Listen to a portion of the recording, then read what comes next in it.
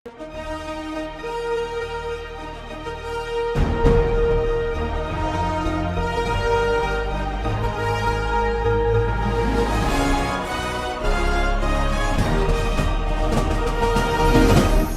பார்த்து கொண்டிருப்பது உங்கள் ஜாஷ்வா டிவி. சகல ஜனங்களுக்கும் நற்செய்தி.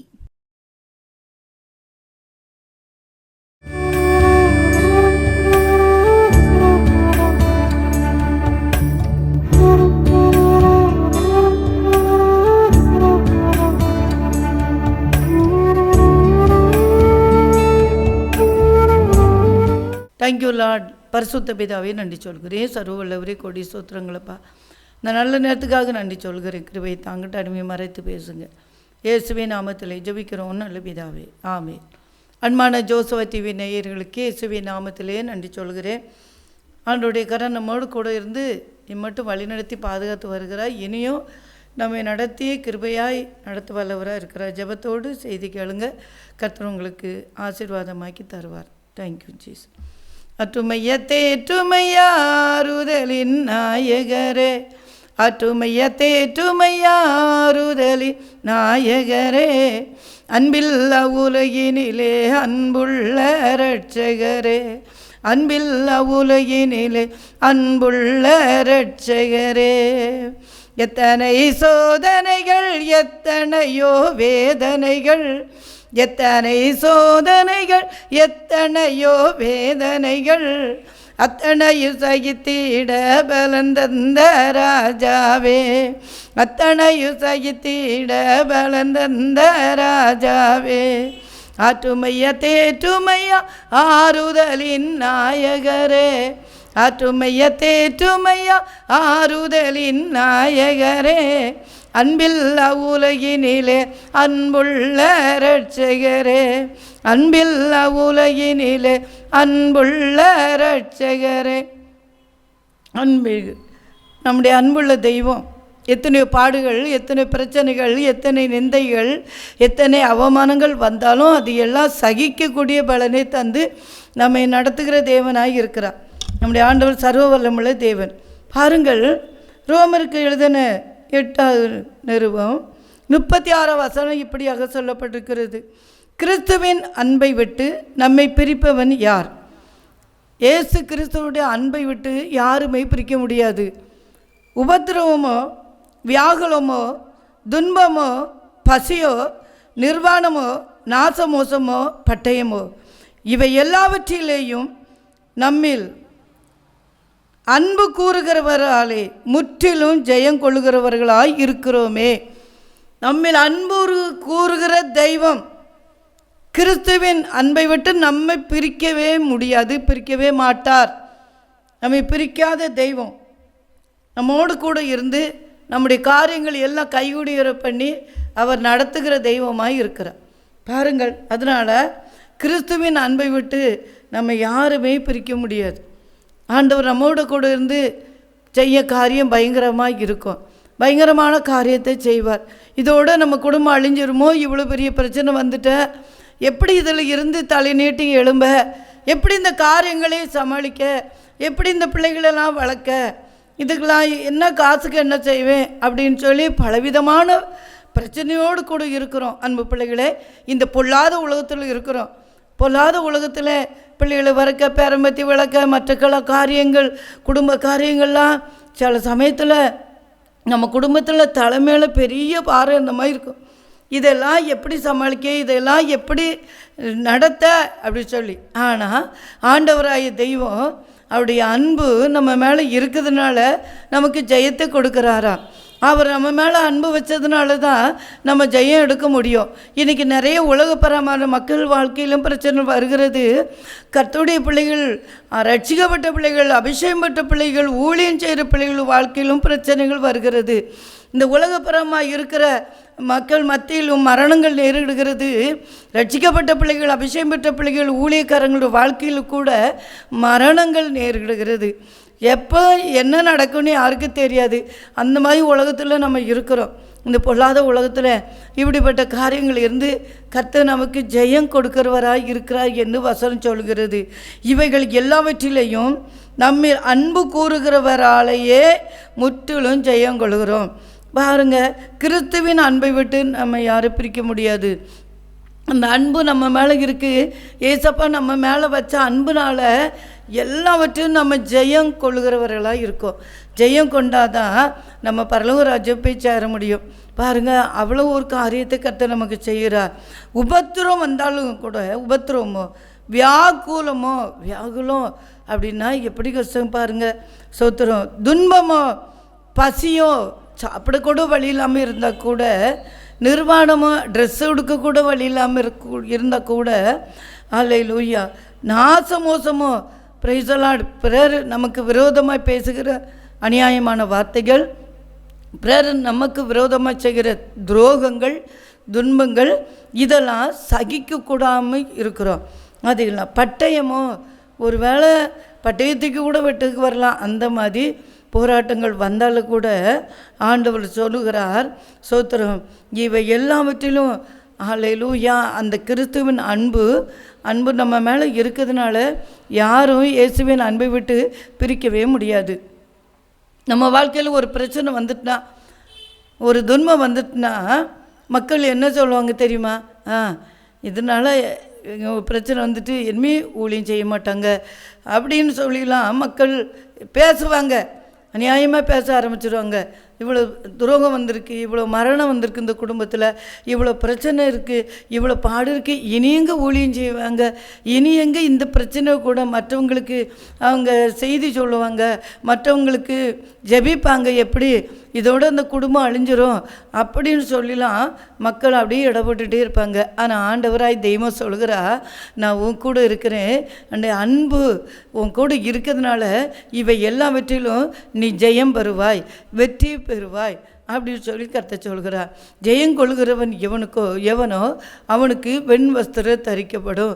ஜெயங்கொள்கிறவனுக்கு தான் ஆண்டவர் ஜீவக்கிரீடம் கொடுக்குறாரா. ஜெயங்கொள்கிறவருக்கு தான் ஆண்டவர் பரலோகத்திலே பெரிய ஆசீர்வாதத்தை கொடுக்குறார், ஜீவ விருட்சத்தை கனியை புசிக்க கொடுக்குறார். இவை எல்லாவற்றையும் நம்ம கண்டிப்பாக ஜெயம் கொள்ளணும். இந்த உலகத்தில் வருகிற பாடுகள், பிரச்சனைகள், நிந்தைகள், அவமானங்கள், போராட்டங்கள், மரணங்கள், இது எல்லாவற்றையும் ஜெயித்து தான் நம்ம பரலோகத்துக்கு போக முடியும். எத்தனை பிரச்சனை வந்தாலும் இயேசுவின் அன்பை விட்டு பிரிக்க முடியாது. நம்ம கூட தான் இருக்கிறார். அவர் நம்ம மேலே அன்பு வச்சிருக்கிற தெய்வம், கைவிடாத தெய்வம், அவர் நம்மை நடத்துகிற தெய்வனாக இருக்கிறார். பாருங்கள், இயேசுவின் அன்பை விட்டு பிரிக்க முடியாது. யோபுடைய வாழ்க்கையிலே நம்ம பார்க்கும் பொழுது பெரிய பிரச்சனை வந்துச்சு. எவ்வளோ பெரிய பிரச்சனை தெரியுமா? அந்த யோபு அத்தனை பிரச்சனையிலையும் ஆண்டவருடைய அன்பை விட்டு அவை பிரியவே செய்யலைன்னு வேதத்திலே வாசிக்கிறோம். பாருங்கள், யோபு 1 அதிகாரத்தில் சொல்லப்பட்டிருக்கிறது. சோத்திரம், யோபுடைய வாழ்க்கையில் பாருங்கள் 18ஆம் வசனத்தில் என்ன சொல்லப்பட்டிருக்கு பாருங்கள். இவன் இப்படி பேசிக்கொண்டு இருக்கையில் வேறொருவன் வந்து, உம்முடைய குமாரரும் உம்முடைய குமார்த்திகளும் தங்கள் மூத்த சகோதரன் வீட்டிலே புசித்து திராட்சரச குடிக்கிற போது வனாந்தர வழியாய் பெருங்காற்று வந்து அந்த வீட்டின் 4 மூலையிலும் அடிக்க அது பிள்ளைகள் மேல் விழுந்ததினால் அவர்கள் இறந்து போனார்கள். நான் ஒருவன் மாத்திரம் வந்து தப்பி அதை உமக்கு அறிவிக்கும்படி வந்தேன் என்று யோபுட்டு வந்து சொல்கிறாரு. எவ்வளோ பெரிய பிரச்சனை! அத்தனை பிள்ளையும் மொத்தமாக ஒரு வீட்டில் இருக்கிறாங்க, நல்லா சாப்பிட்டுட்ருக்காங்க. பாருங்கள், அந்த நேரத்தில் அப்படி ஒரு பிரச்சனை வந்து என்ன செய்யுது, காற்று வந்து அந்த வீடு ஃபுல்லாக அடிக்கப்பட்டு அத்தனை பிள்ளையும் போயிட்டாங்க. எப்படி இருக்கு பாருங்கள் யோபுடைய வாழ்க்கையில். எல்லாம் போயிட்டு, சோத்திரம், அல்லேலூயா, வேலையாட்கள் சோத்திரம் எல்லாம் போயிட்டாங்க பாருங்கள், சோத்திரம், அல்லேலூயா, மற்ற எல்லாம் போய்கிட்டே இருக்குது. அல்லேலூயா, ஆடுகள், ஒட்டகங்கள் எல்லாம் போயிட்டு, மாடுகள் எல்லாம் போயிட்டு, எல்லாம் போனாலும் கூட இந்த பிள்ளைகளும் போயிட்டு அப்படின்னு எவ்வளோ கஷ்டம் இருந்திருக்க பாருங்கள். எல்லாம் மொத்தமாக போயிட்டு அந்த நேரத்தில் கூட யோபு தன்னுடைய உதடு நாள் கூட பாவம் செய்யலையா. எவ்வளோ பெரிய ஆசீர்வாதம் பாருங்கள். உதடு நாள் கூட பாவம் செய்யாமல் நிறைய பேர் வாழ்க்கையில் ஒரு வீட்டில் ஒருத்தர் இறந்தா கூட ஆண்டவர் இப்படி செஞ்சிட்டாரு அப்படிலாம் பேசுகிறாங்க, ஆண்டவரை பேச ஆரம்பிச்சிடுறாங்க. ஆனால் மொத்தமாக அந்த செவுறு இடிஞ்சு விழுந்து வீடு இடிஞ்சு விழுந்து அத்தனை பிள்ளைகளும் பேற்றுங்கும்போது அவர் சொன்ன வார்த்தையை பாருங்கள், இந்த யோபு போல் நம்ம விசுவாசமாக இருக்கணும். அப்பொழுதுதான் ஆண்டவர் நமக்கு பெரிய அதிசயங்களை செய்ய வல்லவராய் இருக்கிறார். அந்த தேவன் ஜீவிக்கிறவராய் இருக்கிறார். பாருங்கள், அத்தனை பிள்ளைகளை யோபு போகும்போது அவர் என்ன வார்த்தை சொன்னார் பாருங்க, நிர்வாணியாய் என் தாயின் கற்பத்தில் இருந்து வந்தேன், நிர்வாணியாய் அவ்விடத்துக்கு திரும்புவேன். கர்த்தர் கொடுத்தார், கர்த்தர் எடுத்தார், கர்த்தருடைய நாமத்துக்கு ஸ்தோத்திரம். இவை எல்லாவற்றிலும் யோபு பாவம் செய்யவும் இல்லை, தேவனை பற்றி குறை சொல்லவும் இல்லை. எப்படி யோபு இருந்திருக்காரு பாருங்க. அத்தனை பிள்ளையும் மொத்தமாக வீடு இடிஞ்சு காற்று அடித்து வீடு இடிஞ்சு அத்தனை பிள்ளையும் மொத்தமாக பேற்றாங்க. ஆனால் அந்த நேரத்தில் கூட அந்த யோபு ஆண்டவரை பற்றி ஒரு குறை கூட சொல்லலை, பாவம் செய்யவே செய்யலை.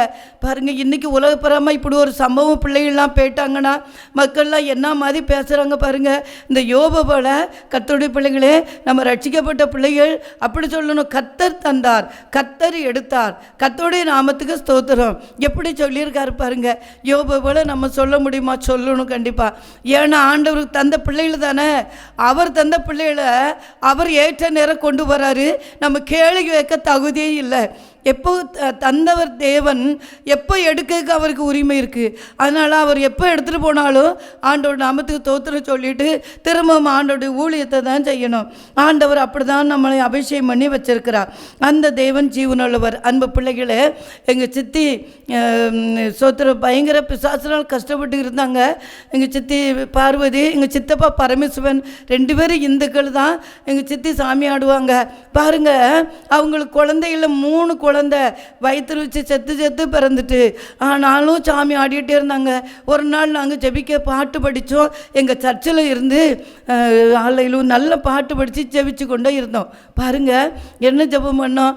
அல்லையிலூயா, பரிசுத்த அக்கினி அனுப்பும் தேவா அப்படி சொல்லி நாங்கள் பாட்டு படிச்சுட்டு இருக்கோம். பரிசுத்த அக்கினி அனுப்பும் தேவா, பாரந்து ஜுவாலிக்க கொளுத்தும் தேவா, பாரந்து ஜுவாலிக்க கொளுத்தும் தேவா, பரிசுத்த அக்கினி அனுப்பும் தேவா, பாரந்து ஜுவாலிக்க கொளுத்தும் தேவா, ஈரக்கமய அக்கினி தாணலை கொண்டு ஊருக்கமை உள்ளத்தை தோட்டருளும். அப்படி சொல்லி அந்த பாட்டு படிச்சுட்டே இருக்கிறோம். பாருங்கள், என் தம்பிமாரில் சேர்ந்து நாங்கள் அந்த பாட்டு படிக்கிறோம். திடீர்னு எங்கள் சித்தி வந்தாங்க, வீரம்மாள் வந்து சோத்திரம் அல்லேலூயா குட்டிக்காரனை அடித்தாங்க பாருங்கள். குட்டிக்காரனை அடித்த உடனே நாங்கள் பயந்துட்டோம். ஏசப்பா, இப்படி குட்டிக்காரனை அடித்து பேயாடுறாங்க, எங்களுக்கு தெரியுது பேயாடுறாங்கன்னு சொல்லி குட்டிக்காரனை அடித்து பேயாடுறாங்க. அப்போ பாருங்கள், அதனால் நாங்கள் பயந்து ஓடி போய் சர்ச்சைக்கு வெளியே நிற்கும். ஏன்னா அப்போ சின்ன பிள்ளைகளுக்கு இப்படி ஒரு அபிஷேகம் கிடையாது. இந்த நாட்களில் எத்தனை பேய் வந்தாலும் விரட்டக்கூடிய வல்லமே ஆண்டவர் தந்திருக்கிறா. பிசாசு மேலே ஒரு அதிகாரம் தந்திருக்கிறா. அப்போ ஜெபிக்க முடியாது, அந்த பிசாசு விரட்ட வரங்கள் இல்லை. சும்மா ஜெபிப்போம், பாட்டு படிப்போம் பாருங்கள். ஆனாலும் எங்கள் சித்தப்பா வந்தாங்க சோத்திரம் சொன்னாங்க, இந்த என் மனைவி வந்தாலே பார்வதி வீரம்மாள் பாருங்கள் எங்கே அப்படி சொன்னோன்னே, சித்தப்பா பேயாடிட்டுங்க. அவங்க வந்தோன்னு உள்ளே போனோம் சர்ச்சுக்குள்ளே. என்ன நடந்து பாருங்கள். அவங்க சொன்னாங்க, ஏசப்பா வந்துட்டாங்க. இவங்க படித்த பாட்டில் ஏசப்பா வந்துட்டாங்க, அவர் தான் தெய்வம். நாங்கள் 7 பிசாசு மொத்தமாக பேர் சொல்லி சிலுவை போட்டு சத்தியம் பண்ணிவிட்டு நாங்கள் இனிமேல் இவ்வளோ விட்டு பேருவோன்னு சொல்லிச்சு. எங்கள் சித்தப்பா அசந்து விட்டாங்க. ஏன்னா நான் இது மாலை போட்டு சாமிலாம் ஆடி கொட்டடிச்சு கொண்டு போனோம். ஆனால் இது இப்படி பேய சொல்லுதுன்னு சொல்லி பாருங்கள். அதுலேருந்து ஏசப்பா பிள்ளையாக மாறினாங்க, இயேசுவை ஏற்றுக்கொண்டாங்க, ரட்சிக்கப்பட்ட ஆண்டு பிள்ளையாக மாற்றிட்டாங்க. அவங்களுக்கு பிள்ளையே இல்லாமல் இருந்துச்சு பாருங்கள். தொடர்ந்து ஜெபிச்சு நல்ல ஆண் குழந்தை ஆண்டவர் கொடுத்தாரு. 5 வயசு அந்த குழந்தைக்கு. அப்போ நல்ல குழந்தை. அப்போ எல்லோரும் சந்தோஷம், ஆண்டவர் ஏசப்பா குழந்தை கொடுத்துருக்காருன்னு சொல்லி சந்தோஷமாக இருந்தாங்க. திடீர்னு பார்த்தா எங்கள் ஊரில் சோத்திர பெரிய நாடார் குடியிருப்பு அந்த ஊரில் சரியான மழை. சர்ச்சு பக்கத்தில் ஒரு பெரிய பெரிய கடங்கு கிடந்துச்சு. அதில் தண்ணி நிரம்பி இருந்துச்சு. அந்த தண்ணியில் அந்த உளுந்து அந்த பையன் செத்துட்டான். எப்படி பாருங்கள், செத்து மிதந்த பிறந்த பிள்ளைய பார்த்துருக்காங்க. பிள்ளைய காங்களையும் தேடிக்கிட்டே இருக்காங்க. காங்கல் தேடினா கடைசியில் மிதந்த பிறந்த பிள்ளைய பார்த்தாங்க. எங்கே இருக்குன்னு தெரியாது. எவ்வளோ வேதனை இருக்க பாருங்கள். ரொம்ப சங்கடம். ஏசப்பா, எங்கள் சித்தி எப்படி இருக்காங்களோ தெரியல. நான் போய் கேட்க போயிருக்கேன். நான் கல்யாணம் முடிஞ்சு இடையூரில் இருந்தேன். அப்போ நான் கேட்க போனோடனே எங்கள் சித்தி என்ன சொன்னாங்க தெரியுமா? இதே வார்த்தை சொன்னாங்க. எனக்கு ஏசப்பா எவ்வளோ பெரிய தெய்வம், அவங்க ரட்சிப்பட்டு கொஞ்ச நாள் தான் ஆகுது, ஏசப்பாவை ஏற்றுக்கொண்டு கொஞ்ச நாள் தான் ஆகுது, ஒரு குழந்தை கொடுத்து ஒரு 5 வருஷம் ஆகுது. ஆனால் சொன்னாங்க, கர்த்தர் தந்தார், கர்த்தர் எடுத்தார், கர்த்தருடைய நாமத்துக்கு ஸ்தோத்திரம். அந்த வார்த்தை சொன்னாங்க பாருங்க. ஏசப்பா எங்களுக்கு சந்தோஷம் தாங்க முடியல. ஆண்டவருடைய அன்பு விட்டு பிரிக்க முடியாது. கிறிஸ்துவின் அன்பு அவங்க மேலே இருந்ததுனால தான் அவங்களுக்கு அதே வார்த்தை சொல்ல முடிஞ்சிச்சு. என்ன நடந்துச்சு பாருங்க. திரும்பவுமா ஜெபிச்சாங்க, ஏசப்பாவை ஏற்றுக்கொண்டு தொடர்ந்து ஜெபிச்சாங்க. அப்போ 2 பிள்ளைகளும் ஆண்டவர் கொடுத்துருக்காரு. ஒரு பையன் ஜனோ, அவை நல்லா பாஸ்டாக இருக்கிறான். இன்னொரு பிள்ளையும் நல்லா ஆண்டவர் பிள்ளையாக இருக்காங்க. பாருங்க, ஆண்டவர் அப்படியே ஆசீர்வச்சிருக்கிறாரு. ஏசப்பா பெரியவன், எங்கள் சித்தப்பா பாஸ்டாக இருந்தால் இறந்தாங்க, இப்போ எங்கள் சித்தி இந்த குடும்ப பிள்ளைகுட்டிலாம் இருக்காங்க. ஆண்டவர் எவ்வளோ பெரிய தெய்வம். அப்படி நம்ம ஆண்டவருடைய நாமத்தை மகிமைப்படுத்தும் போது கண்டிப்பாக நம்முடைய வாழ்க்கையில் அற்புதம் நடக்கும். இயேசுவின் அன்பு விட்டு பிரிக்க முடியாது.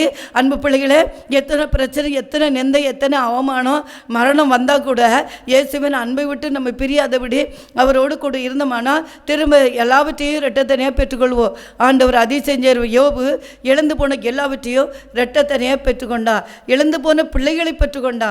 அதனால் கண்டிப்பாக ஆண்டவர் அதிசயம் செய்கிறவர். எங்கள் சித்தி கூட ஒரு பிள்ளை இறந்தாங்க, 2 பிள்ளை ஆண்டவர் கொடுத்துட்டார். அப்படியே அதிசயம் செய்கிறவர். அதனால் நம்முடைய வாழ்க்கையில் யார் இறந்தாலும் ஆண்டவர் கைவிடாத தெய்வம். எனக்கு கூட 3 பிள்ளைகள் மொத்தமாக போயிட்டாங்க. ஆண்டவர் எப்படி மூத்த மருமகன் என்னைய அம்மானு தான் கூப்பிடும். மூத்த மருமகன் பாருங்கள், எனக்கு பிள்ளை தான், அம்மா பிள்ளையாக தான் கொடுத்துச்சு. நீ அம்மானு தான் சொல்லணும், நீங்கள் மருமகன்னு சொல்லக்கூடாது, பிரபுன்னு தான் கூப்பிடுங்க, என் பிள்ளைன்னு கூப்பிடுங்கன்னு தந்தாங்க. என் மூத்த மருமகன் கடைசி மகா 3 பேருமே ஆக்சிடெண்ட்டில் இறந்தாங்க. பாருங்கள், ஆண்டவர் கைவிடாத தெய்வம். ஆனாலும் ஆண்டவருடைய அன்பை விட்டு பிரியாதபடி செபித்து கொண்டே இருக்கோம். அந்த பிள்ளைகள் 5 பேர பிள்ளைகள் ஆண்டவர் பாதுகாக்கணும். அந்த பேர பிள்ளைகளை ஆசீர்வாதமாக்கி தரணும். கண்டிப்பாக தருவான்னு சொல்லி நாங்கள் விசுவாசிக்கிறோம். ஆண்டவர் அதை செஞ்சுருவ. தெய்வனால் கூடாத காரியம் ஒன்றும் இல்லை. அவர் அற்புதம் செய்து பாதுகாக்கிறவ. யோபு தான் நமக்கு சாட்சியாக இருக்கிறார். இழந்து போன எல்லாவற்றையும் திரும்ப ரெட்டத்தனையாக கொடுத்தா, பிள்ளைகளை ரெட்டத்தனையாக கொடுத்துட்டார். அதுபோல் நம்ம இழந்து போன பிள்ளைகளை ரெட்டத்தனையாய் பேரம்பத்திகளையும் ஆண்டவர் ரெட்டத்தனையாய் தருவார் சொல்லி நான் திரும்ப உற்சாகமாக ஊழிய செய்கிறேன். எல்லோரும் ஜெபித்துக்கொள்ளுங்க. இதை கேட்குற ஒவ்வொருவருக்கும் உங்கள் குடும்பத்தில் இப்படி ஒரு மரணம் வந்தால் கூட நீங்கள் பயப்படவே கூடாது, கலங்கவே கூடாது. இயேசுவின் அன்பு விட்டு பிரியவே கூடாது. கண்டிப்பாக இயேசுவின் அன்பு விட்டு நம்ம பிரியாதபடி அவரோடு கூட வாழ்ந்தால் நிச்சயமாக நமக்கு பெரிய ஆசீர்வாதம் பரலோகத்திலும் கிடைக்கும், இந்த உலகத்திலும் ஆண்டவர் தருவார்.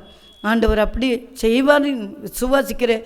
கண்டிப்பாக செய்வார். கண்களை மூடி ஜெபிப்போம். அன்பு பரலோக பிதாவே, கோடிய சோத்திரங்கள் இயேசப்பா, இந்த நல்ல நேரத்துக்காக நன்றி சொல்கிறேன். கிருபைக்காக இரக்கத்துக்காக தோத்துறோம். ஆராய்ந்து முடியாத பெரிய காரியங்களையும் எண்ணி முடியாத அதிசயங்களை செய்கிறதுக்காக நன்றி இயேசப்பா.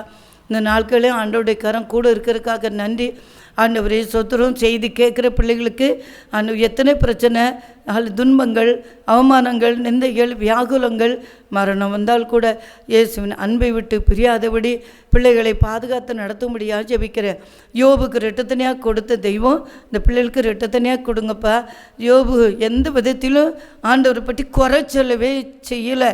அப்படி எத்தனை பிரச்சனை வந்தாலும் மரணம் வந்தாலும் இயேசுவின் அன்பை விட்டு குறை சொல்லாதபடி, இயேசுவின் அன்பு விட்டு பிரியாதபடி, இயேசுவை பற்றி குறை சொல்லாதபடி அவருக்காக வாழ கர்த்தர் உதவி செய்ய முடியாது ஜெபிக்கிறோம் இயேசப்பா. கர்த்தர் தந்தார், கர்த்தர் எடுத்தா, கர்த்தருடைய நாமத்துக்கு ஸ்தோத்திரம் என்று சொல்லத்தக்க அந்த கிருபைகளை கொடுத்து நடத்துவீராக. இதை கேட்குற ஒவ்வொரு பிள்ளைகளுக்கும் அப்படி ஆறுதல் கொடுத்து, அப்படி ஒரு சமாதானம் கொடுத்து, என்ன பிரச்சனை வந்தாலும் ஆண்டவருடைய அன்பை விட்டு பிரியாதபடி பாதுகாத்து கொள்ளும்படியாக ஜெபிக்கிறேன். ஆண்டோட கரத்திலையும் அர்ப்பணிக்கிறேன்.